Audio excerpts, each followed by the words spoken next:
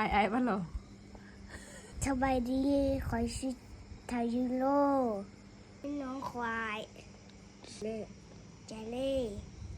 คอยทักน้องร้ายคอยได้อายุ5 ปีน้องคอยได้อายุ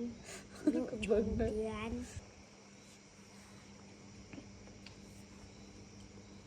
หักมาเห็นเริ่มดูเสร็จแล้ว